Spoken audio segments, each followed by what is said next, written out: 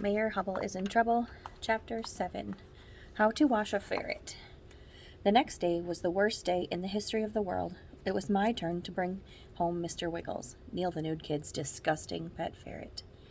Have fun with Mr. Wiggles, Mr. Granite said when the bell rang. Have fun with Mr. Wiggles, said Ryan. Have fun with Mr. Wiggles, said Emily. In case you were wondering, everybody was telling me to have fun with Mr. Wiggles. The only one who didn't say it was Neil, who told me to be sure to take care of Mr. Wiggles. He gave me some ferret food. Ferrets are gross. I had to carry the cage home from school with me. He's adorable, said my older sister Amy. Can I hold him? Just be careful, I told him. If Mr. Wiggles escapes, I'm in big trouble. Amy picked up Mr. Wiggles and was rocking him in her arms like he was a baby. I didn't like it. He didn't like it, and he started trying to hop back and forth. He's doing the weasel war dance, I told her. That means he's excited. You'd better stop playing with him. Amy put Mr. Wiggles back in his cage. How do you wash a ferret?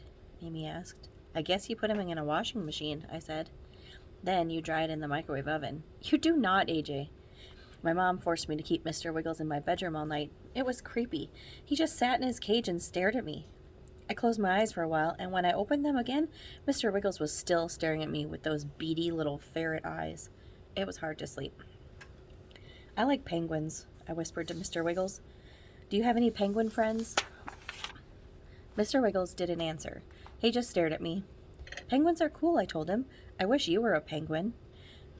You would be my best friend. Mr. Wiggles just sat there and stared at me some more. He was boring. I decided that when I'm president of the 3rd grade, the first thing I'll do is cancel Adopt a Pet Month.